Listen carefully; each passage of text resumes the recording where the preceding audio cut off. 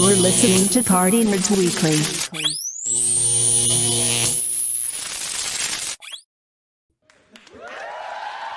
What's going on, everybody? We are here for another episode of the Party Nerds Live.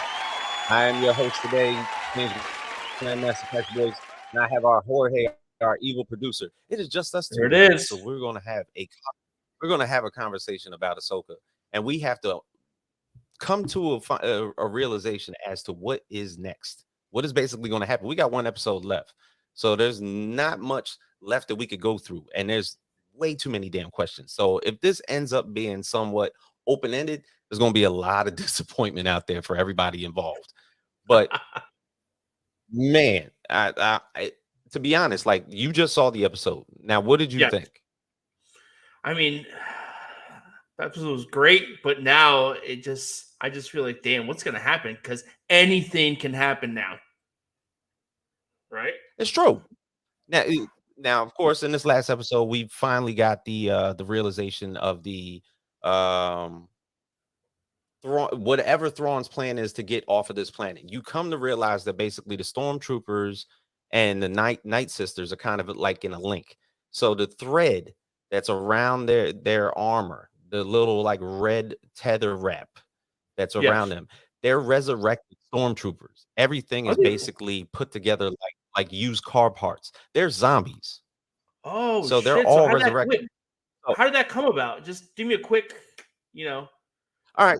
Clone Wars, Darth Maul and his brother, like, being reincarnated by the Night Sisters. They come from the same place.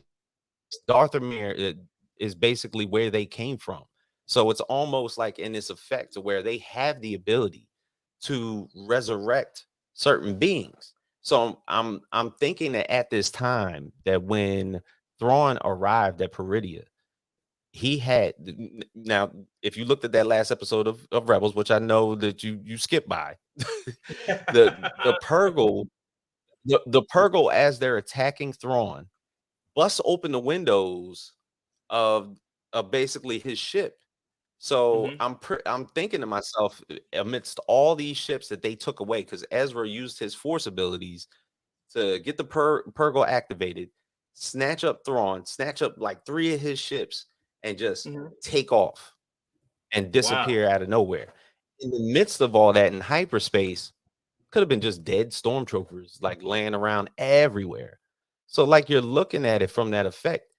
When they get to Peridia and probably meet up with those Night Sisters for the very first time, and note, those Night Sisters have been in exile for a very long time. They're more so survivors, because if you watch Clone Wars back in the day, the Night Sisters got annihilated by the Emperor and General Grievous for God knows what, for basically Maul's now resurrection, and the fact that he started to have like a more open mind as to what the Sith were really about. That basically both sides of the coin are horrible, and they were like, well, basically, who brought him back to life? We knew he's been gone. And then they find out the Night Sisters basically were one of the tools in bringing them back to life, and General Grievous went in there in full just battle mode and took out Night Sisters left and right. But low key, man, these Night Sisters, they seem pretty powerful. They can locate, they can resurrect. Like, I asked you before, why aren't they running the Empire? Yeah, and the thing is, I think that's just like the tool of their plot and their power. There's not many of them that are like soldiers. Asajj Ventress is probably like the only one that is like part Night Sister, part Sith. But other than that, like most of the Night Sisters are basically just witches. Like they seclude to themselves. They're acting as aides for the Empire at that time. Of course, they're an ancient civilization, so they use dark magic. So when Thrawn basically like, you know what, sisters, if you would, I am in need of your dark magic again. So when he said again, the first time was probably to resurrect all these goddamn stormtroopers. The second time is like, hey, if she's coming, let me know where she's at, and we'll annihilate her immediately.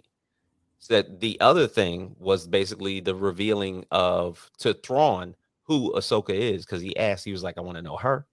I want to know who her master was. Like, I want to know all this shit. And then he finds out it's Anakin, and I'm pretty sure he's realizing, like, oh man, I dealt with this motherfucker before, and he's nuts.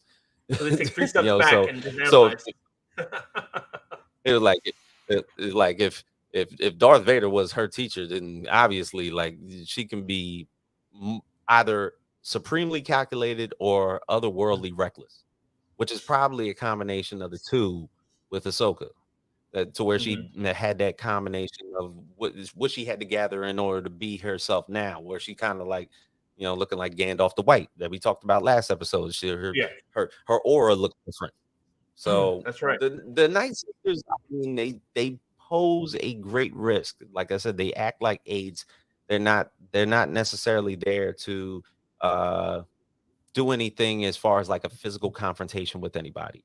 Like there was an episode of Clone Wars. It was like 2 episodes where they poisoned Count Dooku's mind, and they had this motherfucker flipping out for like 2 episodes. Really? Until Grievous and them went in there and annihilated the whole crew. Like they were just like almost like some type of if you thought about it, it was like a voodoo type deal. Like they had him like in bed, like coughing up green smoke and all this other type of stuff. So they're slowly poisoning him. And this is, yeah, they were basically poisoning them. But of course, this goes beyond what we're talking about, because the reunion happened. Like, because, you know, Ahsoka finally did make it onto Peridia, because Sabine and Ezra had finally reunited themselves in the midst of a bunch of Teenage Mutant Ninja Turtles and the Noti. So that worked out real well. I mean, one thing about Star Wars, you got to add a cute element to it, because merchandising, baby, toys on toys, the toys, Ewoks, yep, Baby Yoda, and the Noti, and the BB-8s, 3 characters by themselves, and the BB-8s, bro. Them 4 characters. Oh, they make money. Drive kids berserk. Oh my god! You got little. I was at the supermarket, and they started putting like, you know, Star Wars logos and BB-8s on the produce department. You know? Yeah, they had their own cereal for a little bit, man. This is what Star Wars does. This is something that they're used to doing. So the Noti having big ass rocks on their back, and they got their own little hover cars that look like turtles themselves. And they're able to like basically circle the wagons if they get into a confrontation and just hide in their little huts and whatnot. But Ezra, man, Ezra has really changed since the cartoon. I mean, obviously, it's been like, how would you compare his character development?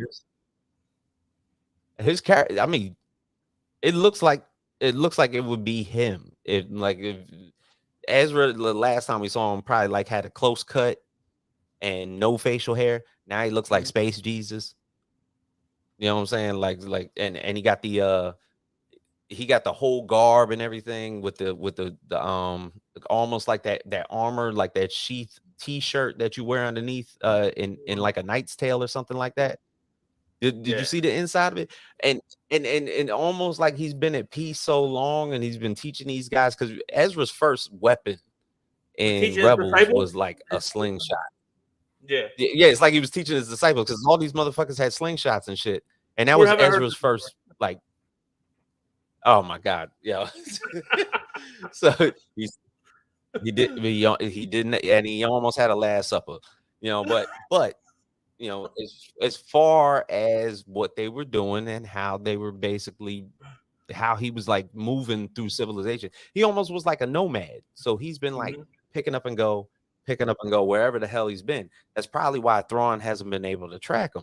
But it just so happens that now with Sabine finding him, this is our ways and means to basically find him. Yeah, which I thought was also kind of odd, and how everything kind of like happened too quick. It's almost like they wanted everything to happen for fan service, and I get that, but yet the plot line was so much more interesting to where you had to keep watching. Like between Andor and Ahsoka, like it's been really good to watch. Andor was way more calculated. A lot of people wouldn't get it unless you like really got into Star Wars, but Ahsoka is like it's everything that the animations basically t- detail for us. Gotcha. That's just true. how it is. Yeah. But the biggest question of all is just like Baylan. Baylan is his character development through 7 episodes, top notch. Yep. So sad that Ray Stevenson is not going to be here to see this shit. Of course, we're going to see him in episode 8. So you come to find this like tattered, used to be general in the Jedi Order, who has lost his faith a very very long time ago, and has come to terms that none of this shit should happen. I'm gonna have a Padawan just like myself, and it's weird because like he's got like a green kyber crystal in his belt. So like that's like his old one, because you know green ones are like, I guess when you're on the Jedi Order, that's your color. Yeah. Now all of a sudden he got this orange point. You know, it ain't even red like the Sith or anything like that. It's like something orange and whatnot. He's got a Padawan, so he's still following the Jedi traits, but yet he sees also in his tutelage of Shin that there's still something bigger out there for me. But he's always been talking about power. And you thought that him getting the throne was basically the power that he need. I'm just going to align myself with him, and we're going to take over the galaxy. It doesn't seem like that's the case now. You think there's something bigger? It has to be something bigger. And it's like, why then? All right, he tells Shin, you know, take your ambition will grant you a great place in the Empire, but my path lies in another. And he was like, almost like, I taught you everything that you need to know, and we're going to part ways. So that happens, and that was like, okay, that's cool. Your Padawan is now you made her a knight, and that's she's gone now. And then the second part is him fighting Ahsoka, and him straight up telling her, "You can't defeat me."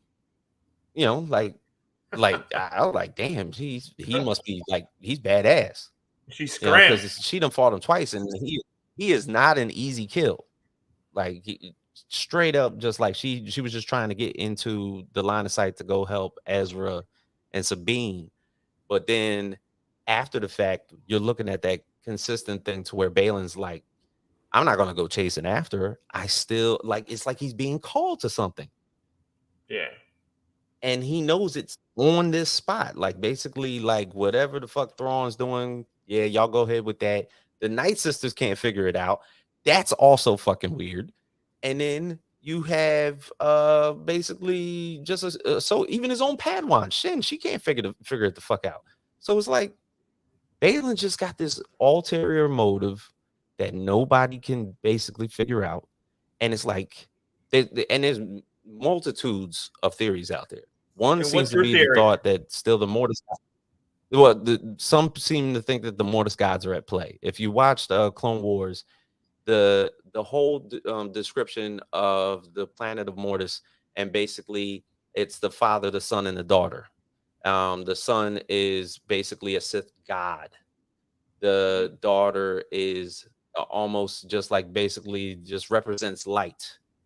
But the thing is, you don't see the mother. The mother is Abeloth. Abeloth is basically, the full scale, like I guess, physical manifestation of evil. And if she was ever to be released into the world, chaos would ensue.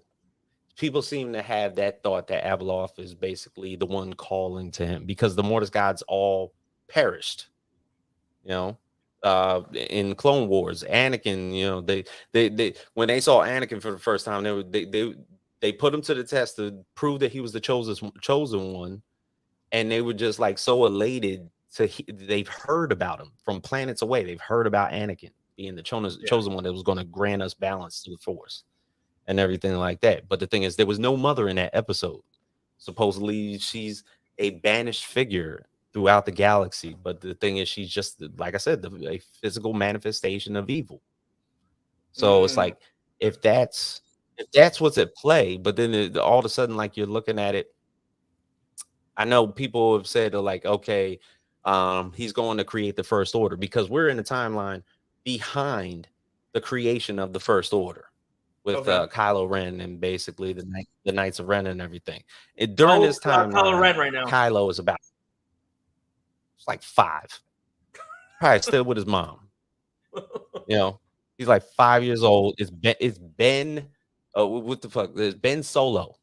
Yeah. So Ben Solo is with General Leia right now. And that's another thing. Just to pan back a little bit. The New Republic sucks. All right, so Leia and Luke and Chewie and Han basically granted us a utopia effect to where they saved the galaxy from Darth Vader and the Sith, and the Emperor has been destroyed. So we think, because in those next 3 come out in the next 3 movies, the Emperor is still alive. Yep. And that's another thing. Could the Emperor be at play because the Emperor did not die? So if there is a bridge between Ahsoka and the next 3 movies, good segue. I was thinking a little bit more. We still don't know more. So it's like, if there is ways and a means for the way to, if the Emperor was cloned, because they use a lot of cloning in Star Wars, if there was a way for the Night Sisters to help out Baylan in a ways to reincarnate the Emperor or anything like that, that could also be a play. But it's like Baylan has an objective that he's been on from the beginning, like since episode 1 of Ahsoka. And I just feel like a lot of people need to like come to an understanding that this could be like something big. Now, could it be something that's just a link, or could it be something so big that it concludes into maybe the next cinematic movies? Because you got to figure these 3 movies that came out, that we watched, Kylo and Rey and Finn and all that other type of stuff, like those 3 movies came and went. This is also in the same timeline. This is just before that. So it's like, if Ahsoka, Ezra, and the thing is, it's pretty sad because Ezra's like sitting there like all super happy that, yay, I'm on my way home and all this other stuff. If Thrawn splits, I mean, I know he has a link to the Purgle and everything like that, but it's a possibility that this reunion could be short-lived. One of them might get murked. What do you mean short-lived? And I think it's short-lived that one of them dies. But Sabine's already been stabbed. Because Thrawn needs to be on the big screen. Thrawn's going to be on the big screen. That's going to happen. Got at least 4 or 5 movies. Ezra is like a perfect sacrifice. If people think about it. The title of the series is called Ahsoka. Sabine's already been stabbed and lived. Yeah, you can kill Ezra. You know what I'm saying?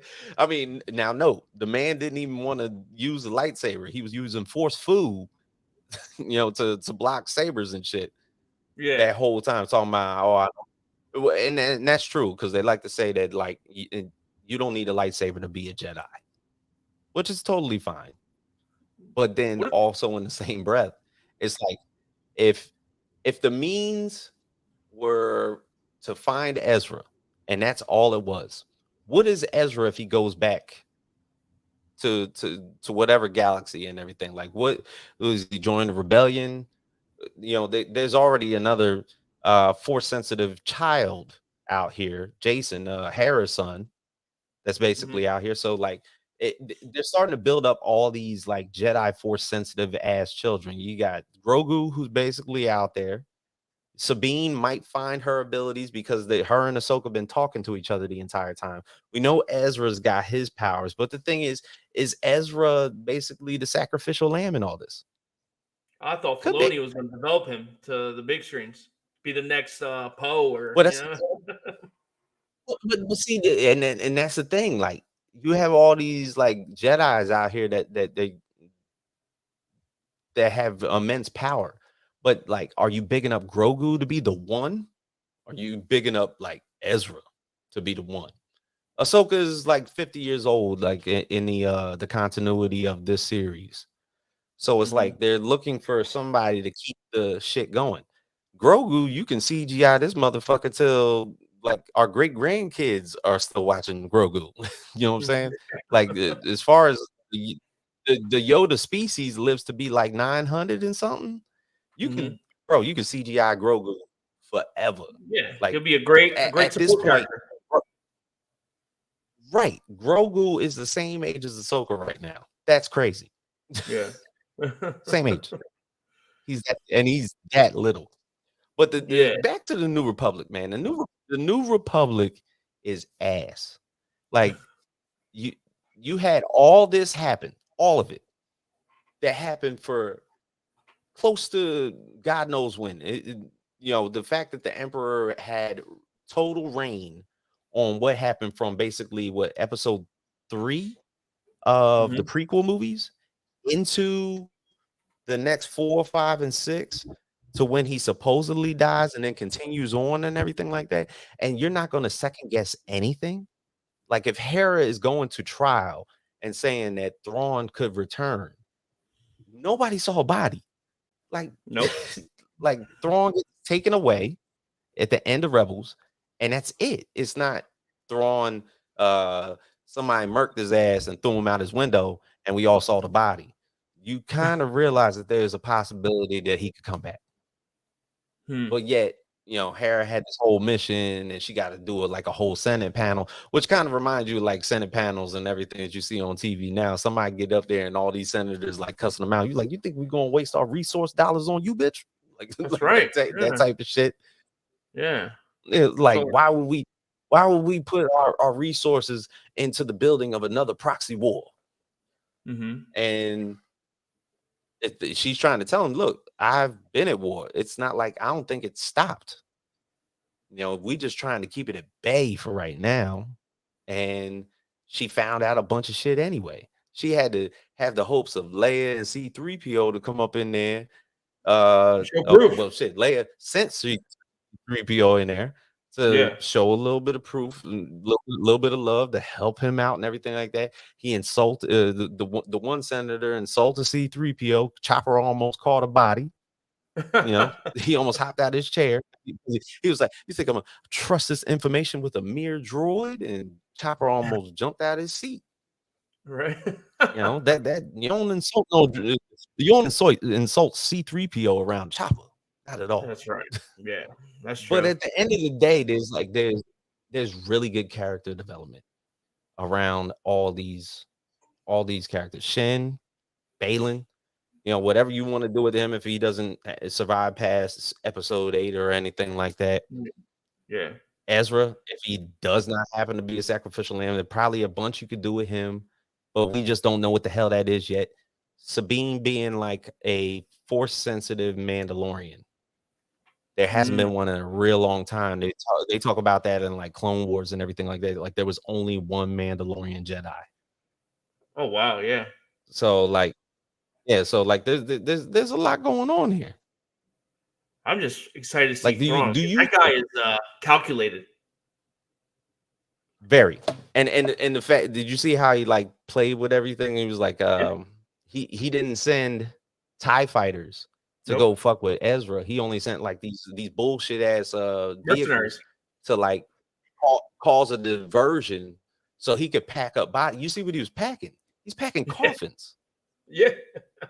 He's packing so more stormtroopers because he's got to build his army. So he's going to have all these resurrected stormtroopers brought back to life. He's got to make his army that much bigger. But now that he's got Night Sisters at his whim to basically prove the fact that he can utilize reincarnation and everything like that, if any other stormtroopers die at his whim, he could just pick their asses up, throw them on the ship. Night Sisters, do your thing, do it again.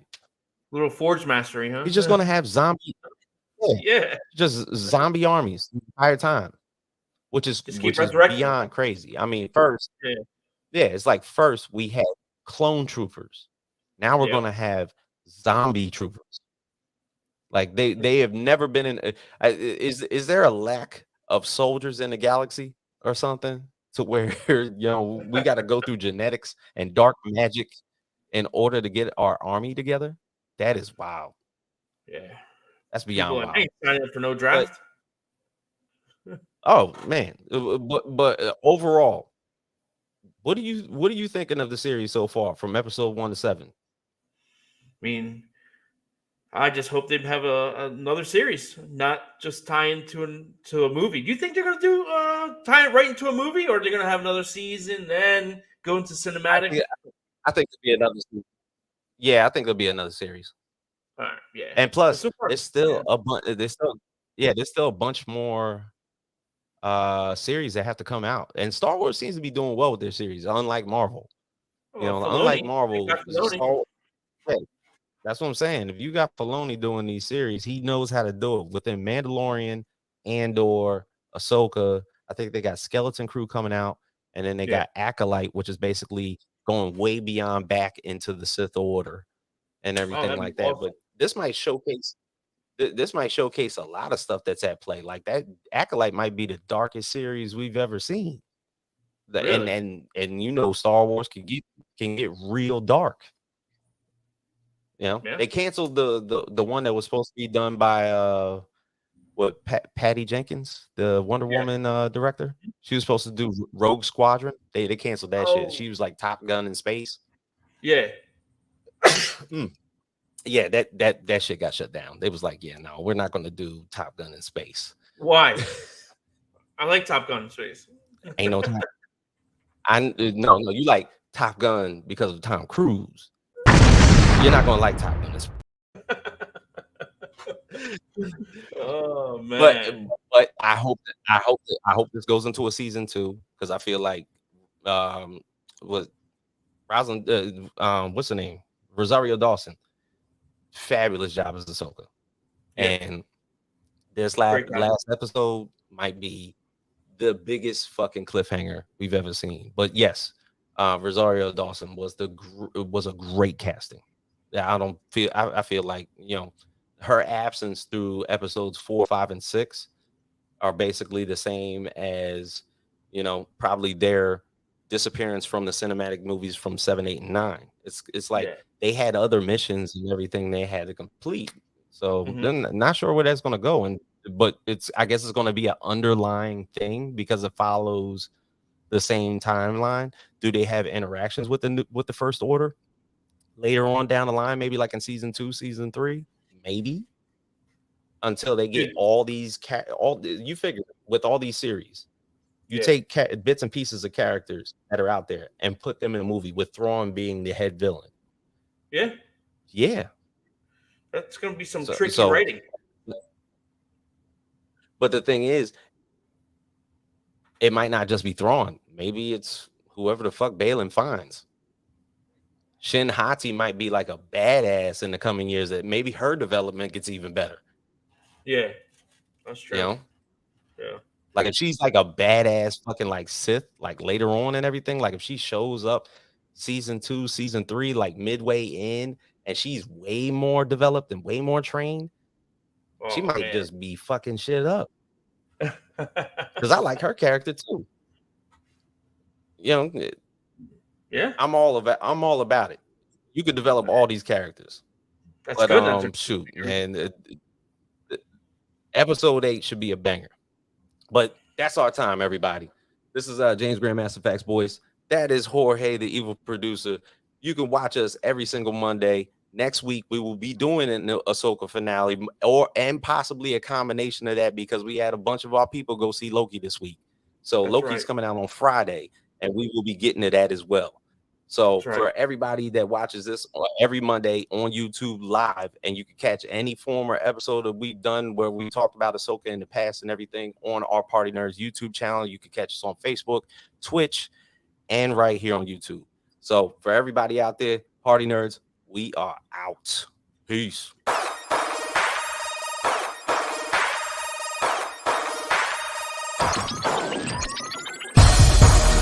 Nerds, Party Nerds.